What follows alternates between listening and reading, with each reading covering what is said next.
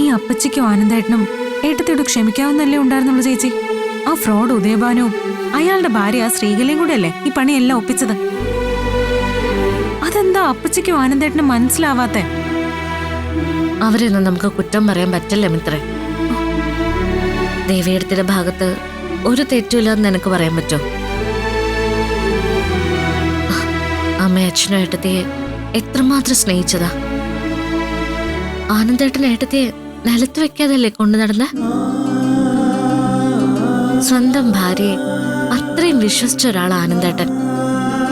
അങ്ങനെ താൻ വിശ്വസിച്ച ഭാര്യ ഇത്രയും കാലം തന്നോട് പറഞ്ഞതൊക്കെ കള്ളമായിരുന്നു എന്നറിയുമ്പോ ആനന്ദേട്ടനെ പോലൊരു മനുഷ്യന് അതൊക്കെ പെട്ടെന്ന് മറക്കാനും പൊറുക്കാനും പറ്റുമോ? ഏട്ടത്തെ എല്ലാ സത്യങ്ങളും നേരത്തെ തുറന്നു പറയണമായിരുന്നു. അങ്ങനെ ചെയ്തിരുന്നെങ്കിൽ ഇതൊന്നും ഈ രീതിയിൽ അവസാനിക്കില്ലായിരുന്നു.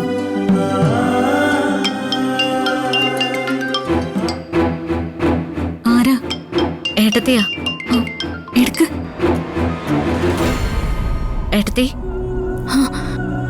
മീനു, ഞാനൊരു ആശ്വാസത്തിന് വേണ്ടി വിളിച്ചതായിരുന്നു. നീ കോള് കട്ട് ചെയ്യല്ലേ? ഞാനെന്തിനാ കോള് കട്ട് ചെയ്യുന്നേ? ഏട്ടത്തി വിളിച്ചപ്പോ ഞാൻ എടുക്കാതിരുന്നോ? ഇപ്പൊ നമ്മൾ സംസാരിച്ചോണ്ടിരിക്കല്ലേ, പിന്നെന്തിനാ ഇങ്ങനെയൊക്കെ ചിന്തിക്കുന്നേ? എനിക്ക് വയ്യ മീനു. നിങ്ങളിങ്ങനെ പിരിഞ്ഞിരിക്കാൻ എനിക്ക് പറ്റണില്ല. എനിക്ക് സഹിക്കുന്നില്ല. നീ ഇവിടെ വന്ന കാര്യം മിത്രയോട് പറഞ്ഞായിരുന്നോ? പറഞ്ഞു. അവൾ എന്റെ അടുത്തുണ്ട്. ആണോ? ഒന്ന് ഫോൺ കൊടുക്കോ? കൊടുക്ക എടുത്തി.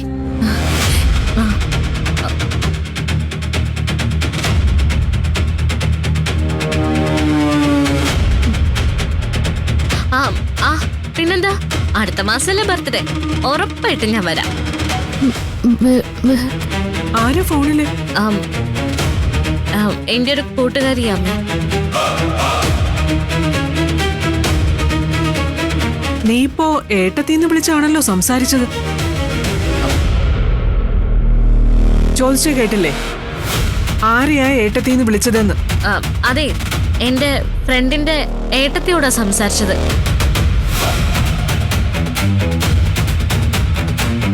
ആ ഏട്ടത്തിയുടെ ബർത്ത്ഡേ അടുത്ത മാസം. അപ്പോ ബർത്ത്ഡേക്ക് എന്നെ വിളിച്ചതാ. അടുത്ത മാസം അല്ലേ ബർത്ത്ഡേ, ഉറപ്പായിട്ടും വരാം ഏട്ടത്തി എന്ന് ഞാൻ പറയുന്നല്ലേ അമ്മ കേട്ടത്?